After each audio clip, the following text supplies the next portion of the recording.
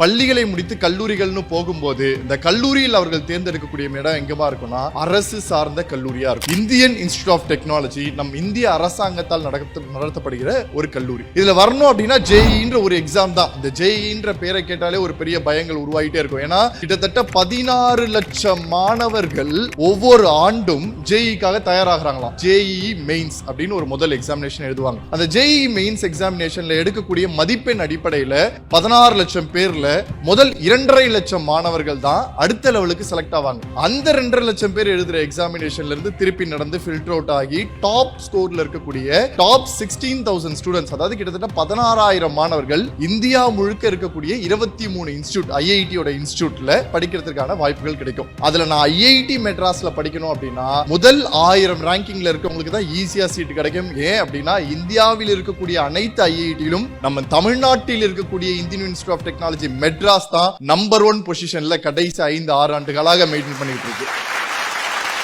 இதற்கான ஒரு தயார் ஆகிறதுக்காக குழந்தைகள் இன்னைக்கு 6ஆம் வகுப்பு படிக்கும் போதே பண்ண ஆரம்பிச்சிட்டாங்க. 7ஆம் வகுப்பு 8ஆம் வகுப்பு எல்லாம் தொடர்ந்து பயிற்சிகள் இருந்து பல இன்ஸ்டியூட்ஸ் வந்துருச்சு, பல ட்ரைனிங் இன்ஸ்டியூட் வந்துருச்சு, பல லட்சம் ரூபாய் செலவு பண்ண ஆரம்பிச்சிட்டாங்க.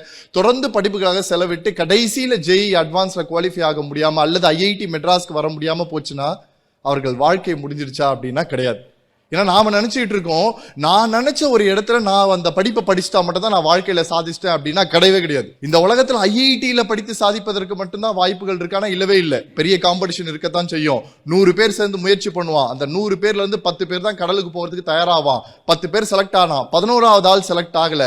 அந்த 11வது ஆள் எனக்கு செலக்ட் ஆகல, என் வாழ்க்கை முடிஞ்சிருச்சு, நான் சூசைட் பண்ணிக்கிறேன், இல்ல எனக்கு சரியா வராது, எனக்கு கடலுக்கு போக முடியாதுன்னு ஓரமா உட்காந்துட்டானா அவன் வாழ்க்கை எங்க உட்காந்தானோ அந்த இடத்துல இருந்து மேல போகவே போகாது.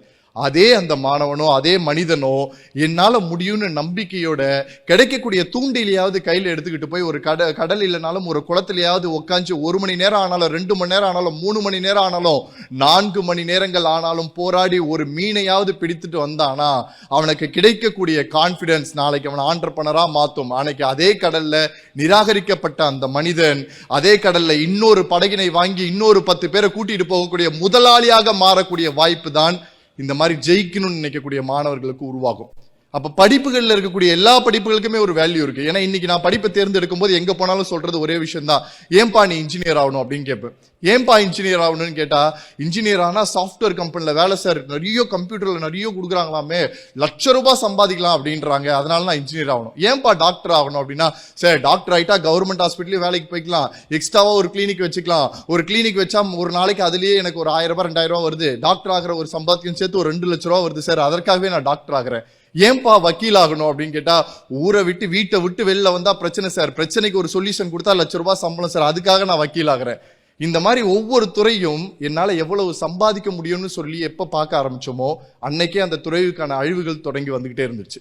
ஒருத்தவன் வந்து டாக்டர் ஆகணும். யார் டாக்டர் ஆகணும்? இதே பில்டிங்கை விட்டு நான் வெளியில போகும்போது பஸ் ஸ்டாண்ட்ல போய் நான் பஸ் ஏற நிக்கிறேன் அப்படின்னா அதே பஸ் ஸ்டாண்ட்ல ஒரு வயசான அம்மா கால் வலியோட நடக்க முடியாம நடந்து வரும், பஸ் ஏறுறதுக்காக இருக்காது. அந்த பஸ் ஸ்டாண்டையும் தாண்டி போனா ஒரு மருத்துவமனை இருக்கும், அங்க போய் கால் வலிக்கு சிகிச்சை எடுக்கிறதுக்காக தன்கிட்ட காசு இல்லைன்றதுக்காக நடந்தே போய் அந்த அம்மா வசதி இல்லாம போய் ட்ரீட்மெண்ட் எடுக்க பார்க்கும் பாருங்க. அந்த அம்மாவோட கண்ணீரை துடைப்பதற்காக பிறந்தவன் தான் உண்மையாக மருத்துவனாக இருக்க முடியும்.